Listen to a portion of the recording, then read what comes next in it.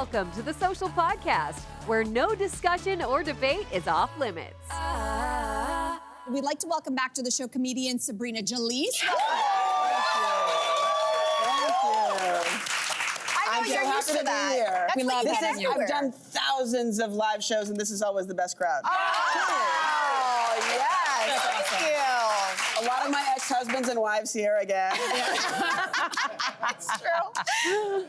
Okay, speaking of comedians, Chelsea Handler is revealing in her brand new book that Jane Fonda once called her out for acting like a fool at one of her parties.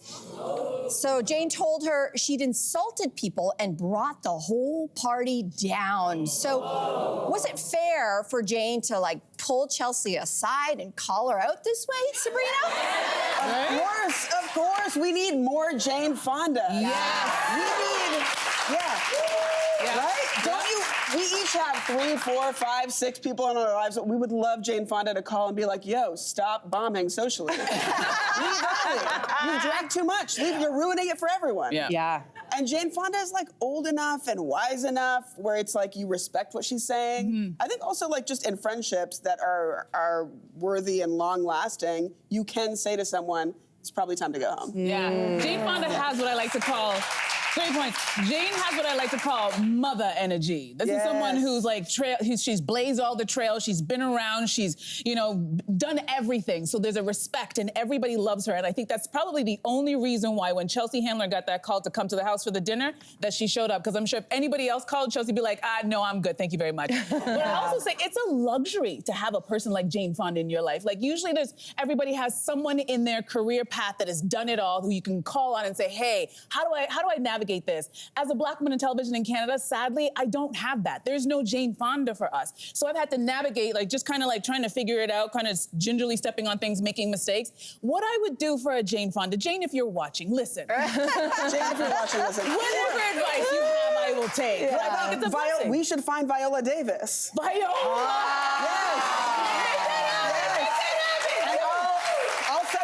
Padma Lakshmi. Yes. And that becomes the new ayahuasca, is finding these wiser, older versions of yourself, getting a little drunk and being like, what's my personality problem? This story reminded me of a story that some of you may have heard, which is that Bradley Cooper went on Smartlist, the podcast that we all know and love, and he talked about how, why am I forgetting his name right now? Will Arnett, thank you, Canadian Will Arnett. One time they were at a party together. Bradley Cooper was a little bit, I think, under the influence of something.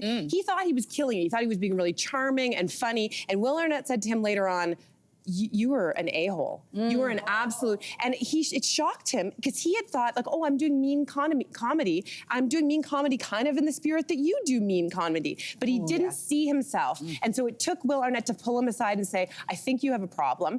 And then he absorbed it. And that's when he realized he had a problem with drug and alcohol, and he went into rehab, and really credits Will Arnett as turning his life around. But here's the thing.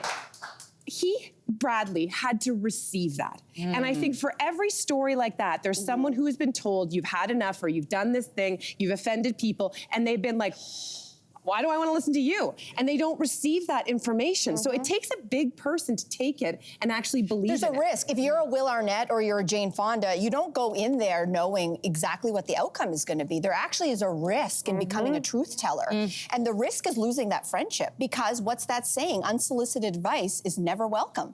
It's rarely welcome. And I think that depending on the person, because, if there was somebody who wasn't that age spread between Chelsea and Jane, Chelsea could have taken it as, you're a competitor trying to take me down. Or, you could see that the bad blood could begin. So I think that if you're going to do it, you got to also know this could end badly if you are the Jane Fonda. I think you're right. I think we all hopefully should cherish the truth tellers in our life. Ryan is my truth teller, my sister is my truth teller, and my dad is my truth teller. They will give you the truth straight, and sometimes it stings, but you got to be able to swallow it and sit there and take a beat, because look what's happened for Chelsea. It turned her around. Yep. Yeah. Jane was right. Mother was right. Mother was right. Okay, here's an interesting dilemma. A woman wrote to Dear Prudence saying she's terrified she's squandering her good looks on her average middle-class fiancé. So, I know, right? She wants to know if she's being foolish for not using her looks to snag a rich partner. So, is this shallow or is it pragmatic? That's the question we're asking. I mean, Who is this person? we should be expecting a letter from her fiance being like, help, I'm squandering my good vibes on my narcissistic, delusional girlfriend. Come on. I mean, truly, it takes more than good looks to manifest a good relationship. We all know it's like actually rare to find chemistry in someone who supports you. And the idea that you're standing on the sidelines wishing that he were richer or more good looking, when actually it's not 1920. You go out there and get a job. If you want money, you go try and manifest that for yourself. True. Yeah. I'm going to tell you something. When I was on my book tour, this person said something to me that I actually had to write down, and it pertains to this woman so perfectly. This person said, you can tell how much you love yourself by the partner you choose to be with. Think about your partner, past or present. Are you proud or embarrassed? Truth is, we accept the quality of love and person deep down we think we deserve. So this woman needs to look at herself and go, so if I think that this person is beneath me, why did I choose them? Why do I continue to be there? Why do I think I'm above there? And why do I also assume that I know what their future is going to be? Because she does make the comment that she's like, oh, and he's probably not going to make a lot of money. I hope that this man breaks up with this woman, sees this, breaks up with her, finds a partner that lights up his life, turns into a billionaire, and circles that block and says, you were saying? So I got the cigarette out because it really annoys me. But yeah, I'm like, oh, so annoying. What's the revenge cigarette? Yeah, it's like, what did you say about me? We're catching on to that trend. But I'm like, yeah, that. There might be something else in that cigarette. And a little something in the cup, but yeah. But I mean, is there, okay, listen, I don't want to defend this woman because I feel like she's indefensible. However, I remember when I was in my 20s and you're, doing all the jobs you do. And at the time I was a bartender at the biggest nightclub in Toronto, shout out government. And there was one person that we were bartending with, and of course she was stunning. We were all, I think, 21. I wasn't that good looking. I was just, I had good energy. But she told us from the get, the one thing you always knew about her was she said to everybody, I am going to find and marry a billionaire. She always said it. Why? Because she looked at herself and said, I know I'm hot and I'm not going to look like this forever. So we're all like, yeah. Guess what happened, guys? Melania Trump. Melania Trump. Bartender Not that far off. No, but with an actual billionaire. Really? Oh. But no, she actually found and married a billionaire. So here's the thing. There was a trade-off. Because if you ask me, she's miserable. But is she flying her friends around the world for shopping trips to Paris overnight? She is. So there's a trade-off. So she went in eyes wide open. What exactly did she manifest? Just as someone wanted to conjure a person like that. What are her exact words of request? So, I mean, listen, she used what she had to get maybe the person she thinks she deserves. So I don't know if that's this woman's situation. What I read in this was she actually is, there's something else going on underneath this because I don't know, I can just speak for myself. I've dated all different kinds. People I found super hot, people who I guess some people objectively would say are funny looking. And if I'm attracted to them, if I'm attracted to their mind, if I'm attracted to their sense of humor, it doesn't matter what they look like. I am in. And I think that that's a testament to true connection, true chemistry. And so if this woman is sitting back and questioning that, I'm gonna guess that there's a deeper something that she's not that attracted to. And she's kind of hinting at it towards the end. So I can imagine a scenario where she's suddenly picking up on is he not that ambitious? Are our life visions not exactly the same? Those are things worth considering. The problem is that she's centering it on the way that she looks, and I think that that's where she's gone completely wrong. Good luck, lady. Yeah, good luck. Good luck. Newfoundland and Labrador Premier Andrew Furey says he quits. When asked why he was stepping down at such a critical time, he blamed Trump. Take a look at this clip. We're looking at 4 years of erratic, crazy, bonkers behavior by the President of the United States. So if I thought that the tariff thing was going to be solved in days, and maybe that would have changed things. He's the second Atlantic premier to resign in a week. So can you relate to Furey's decision to step away? Mel, I'm going to toss this one to you. Yeah, I think we can relate. I certainly relate. Like, it's hard to be a politician at any day, but these days, if you're a Canadian politician, you got to put up with that. It's like you say goodbye to your mental and physical health for 4 years. I do feel really bad. And politicians are not people that we tend to have a lot of empathy for all the time. But I think what it's going to take to be a politician today around the world, but we're speaking here in Canada, you're going to have pretty thick skin. And I think that I think perhaps our opinion about politicians is changing right now. I mean, if you just take a look at the about face that Canada has had on Prime Minister Justin Trudeau in the last month, that shows you just how quickly things can turn when you have a common enemy. So I think, it's an interesting time to be a politician, but I also think this is when the best of us rise. There are some people who are very honest. I can't take this. Good for you for recognizing it. But I also think this is when the next generation of tough-skinned people are going to rise up, and we can't wait to see you. Yeah, I mean, I agree. I feel like in a weird way, completely different situation, but Simone Biles, when she decided she's not going to compete because of her own mental health, she got so much flack, especially from what we call in our family the bad president. It was such a big talking point. And then she stored some energy, she came back, and she crushed it. She crushed it at the Olympics. She won so many gold medals, and I think that's a great example of, we talk so much about mental health, and then we see a clip like that, and sometimes our instinct is to be like, screw this guy. You just step up. We all have to put one foot in front of the other. But it's actually, I think, a form of bravery and vulnerability. And if he was my son, I'd be proud. Maybe I'd say choose another tie, but I'd be proud. It's interesting. It is interesting, though, how this situation stirs different things in different people for different reasons. And I'll say that for myself, this kind of threat from Donald Trump has made me both extremely patriotic and also extremely fearful and sometimes fantasizing about, just escaping. I have thought, and I don't want to be glib about this in any way, I've thought about people who live in war-torn countries, about how much advance warning in retrospect they may have had, if they might have done things differently or left or tried to get away, knowing then that a couple years down the road you suddenly have a dictator in charge or someone's trying to invade your country. I'm wondering sometimes, I'll be honest, late at night going are these the beginning of warning signs? And I don't want to be fear-mongering or alarmist, but I've had those dark thoughts. Conversely, my other half, Jason, who, if you've ever met him, he's like one of the most zen, calm, non-confrontational, non-duty dude men in the world, has had a different take. He has said to me, and I thought he was kidding, he's like, I've been thinking about maybe joining the military. And I was like, what? To do what? Well, and I thought he was kidding, but I think what he said to me was, he's like, he knows he's older and he would probably never be in combat necessarily, but he recognized, he said, basically our entire lives, we've never had a situation where there could be possibly war, never had to defend our country, and thinking about what it means to be called upon. And maybe for some people that'll mean joining politics for the first time. And maybe, again, he's thinking way ahead. It's just one of those things where he's like, what does it mean to be called upon as a Canadian citizen and defend who we are and our way of life? Yeah. Wow. The different answers to That's that. a really deep way to think about it. Now I feel so bad about what I'm gonna say.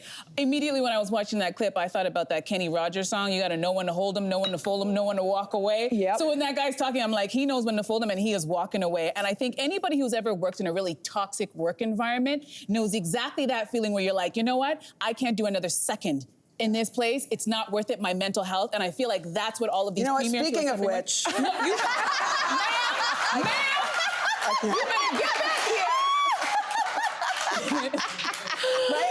And I'm imagining that for politicians, like you said, it's always been a dirty business. I actually had a friend who went to law school years ago, and he wanted to manifest becoming a politician. So he did that. Finished law school, moved to Ottawa. 3 years later, he came back, and I go, what happened? He goes, it was such a dirty business that I couldn't do it. And that was not, we're talking pre-Trump. So I'm imagining, can you imagine now, it's already a dirty business, and now Trump is making this world so toxic with every single day, it's a different story. The tariffs are on, the tariffs are off, this is going on, the 51st date, all of this nonsense, tweeting about on-air talent, and it's like, I could imagine that if I'm working in that environment, much like I'm seeing a lot of the US news anchors who are walking away from their jobs, I would do the same thing. Is it worth it? You may love your job, but this is a different world that we're entering into. Maybe, does that mean we're going to start to have more respect for politicians? Good We'll see. question. We're gonna leave that there. we'll see. Maybe if they, Food for thought. choose different ties, right? It's all about the tie. Come down to the tie. Okay, moving on to this. A guy wrote to the Toronto Star's advice columnist saying, my girlfriend is not a morning person. She wakes up looking like she's been hit by a truck, can barely open her eyes, excuse me, and merely grunts in passing. So he's thinking about breaking up with her. Sabrina, would this be a deal breaker? Obviously, what we're all hearing is the line where he says, she wakes up looking like she's been hit with a truck. That might make me in a bad mood. If my wife's like, "Whoa, you look like you're a smashed up can of beans," I'd be like, all of a sudden, I don't feel like talking to you this morning.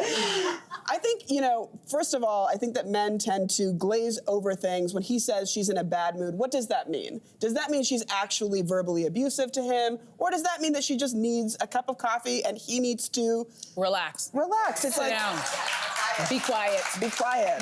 Close your mouth. I was gonna say, she could just be in perimenopause and have insomnia. Like, bro, read the room. Yes. Read the room. I don't know. I dated a guy though once, I'll be honest, and every morning he woke up. So I am a morning person. I love like the sun through the window, and I love hearing the birds chirping. I love everything about it. The earlier the better. It's my quiet time. And he would wake up and he'd be like, oh, like a vampire. Oh, the light, the sun. And he had this weird post-nasal drip thing, and it was just so that I was just like, forget it. I don't know. It was just a weird thing. Anyway, I think it's okay to be like, there's like not morning people. I love the idea of this man watching this show right now. and then you do the impression of like the sun I hit. He's like, that's not me. And then you say the nasal drip, and he's like, Oh, that's me. That's me. it's me. No one wants to wake up besides that. But I will say this, they don't actually live together. They both live in their own homes. And I think this is why there is a case to be made to either travel with a significant other or live with a significant other or do what they're doing, stay in your own homes and test it out. They've only been together for 6 months. This is the red flag for both of them. First of all, if she saw this, girl, you should be out of that house and out of that relationship. But that's why you do this. Listen, as a resident single woman, I'll just say, this is the type of nonsense that we face all the time with men having these ideas that you're supposed to wake up like a Victoria's Secret catalog model with the rosy cheeks and the curls. And newsflash, we all look like we've been hit by a Mack truck when we wake up in the morning. And when I hear this type of stuff, I'm like, you know what? Leave me alone with a good cup of coffee and my rabbit, and I will just live a nice, quiet life. Thank you very much. You're a rabbit. I guess you have a little bunny. Is that what you're talking about? Yes, I have a little rabbit. We'll just leave that there. Leave that right. If you know, you know. Okay, kids. When in a relationship, you know that like the main thing is sacrifice. So if every other aspect of this relationship feels copacetic and feels like this thing is growing, we make each other feel good, then great. But if this is, if you're picking on this morning moment, then it might be a sign that it's time to go. Yeah. It's time to go. Yeah. It's time. Girl, do yourself a favor. Get yourself a rabbit. Get yourself a rabbit.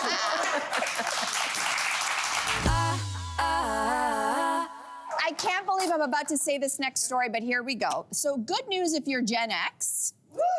You could soon retire. We could soon retire and then qualify for a 55 and over community.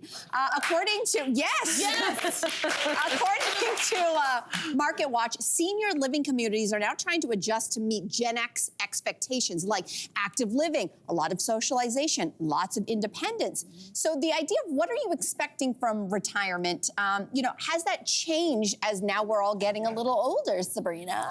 Oh, yeah, I'm gonna be a pickleball champion when I retire. Pickleball. I urge you all to start playing pickleball. You can be a champion. It's really the place where losers can be winners. I love it. You can be a champion at any age. The number one women's doubles champions are a mom and daughter duo. That's right. So I'm just fantasizing about playing pickleball. It's crazy to me, the idea that like Gen X is retiring. I know. 55 plus. It's like, sure, you could go to a retirement community, but you could also just live your life? Yeah, exactly. It feels kind of early. Do you think about it though? Like, I mean, you're a performer, you're doing all these things. Gorgeous. Like, I'm incredible. We love you so much. Gorgeous. Like, do you think Model. about What retiring else? at all? Like, being like, I'm done with work and I want to just play. I think what I love about my job is that it feels like retirement already. It's like, here I am, hanging with you guys. Is this work? What are we doing here? It's all fun. I love attention. These people give it to me. You know, it's like, to me, retirement. I think manifesting a life where what you do for work, if you're lucky enough to do that, then I don't see a time where I'll stop grabbing a microphone and making people listen to me. There you go. I want you to Yeah, I don't see retirement either. And maybe, like, you know, I've created a whole podcast called Aging Powerfully, because I don't know if it's just me as a Gen Xer, but I just feel like we don't want to age the same way our parents and our grandparents did. Yes. I think a lot of us want different things. I think we do want the independence. I don't see myself, like, when someone says retirement home, quite frankly, I get terrified. That's not where I want to be. I don't think any of us The first want to thing be I there. think is it smells like piss. That's the first thing I'm like, Yeah, maybe. I mean, I was thinking other things, but yeah, that, maybe too. that's the first thing I think. Yes. I mean, and it just means no independence to me. And I think, like, I want to age in place. I want to be at home till I'm 94 and then, like, not wake up one day. I mean, I think that's the goal. I mean, that is the goal for everyone. goal. But I have to say, like, we do need to have conversations around this, because, like, I've got aging parents, and of course, everybody wants to stay in their home. But there's logistics that need to be worked out, and there's finances that need to be worked out. It's a very privileged thing to think that you can afford to live in care. And sometimes the burden of, like, worrying about someone taking a fall, I think that's what's good about this conversation now. It's like they're trying to create communities whereby you have a lot of people around. Yeah. I didn't hear a lot in this article, though, about, like, are there caregivers on site? Like, are there, like, and this sounds hella expensive, this idea of having pools. I mean, of course we'd all love that, but, like, I don't. Melrose Place. Exactly, Melrose Place for older people. But like, where's the help when you need it? Like, are we still not addressing the elephant in the I room? think the whole premise of it is to have that community. So if you need help, it is there and somebody else is there, instead of you being isolated in your home on a cul-de-sac. And I love that idea. I'm maybe not ready for it at 55, but I do love that idea of getting older and having a community of people so that we can go play shuffleboard or pickleball or do all of that stuff. I love that idea, but I also got lucky and I had a really great conversation with this woman that I just happened to sit next to at this dinner. I was in Regina, Saskatchewan, and I wish I remembered her name. Is that where you got your rabbit? That's no, but that's for another day. But she had just told me, she's like, me and my husband just retired, and I was like, oh, that's great. And she goes, you know what, I need to tell you something as a young woman. Don't celebrate it, because it's not what you think it is. Having all that free time, everybody looks forward to retirement. She goes, but if you don't plan for your retirement, it can be a very isolating, lonely, and a place that you really don't want to find yourself. So she's like, think about what your other interests are. Think about this being your second act. Where do you want to live? You don't necessarily have to stay here, especially if you live in a country that's really cold. And she just got me to think and shift my thinking about retirement. And I'm ready, y'all. I'm ready. Get me to the shuffleboard. I'm ready. Well, Sabrina, clearly you're not retiring, so we'll have you here till the very last days. Thank you for being here. Thank you, guys. Thank you. A lot of fun. Subscribe to the Social Podcast so you don't miss a fiery debate. Until next time, socialites.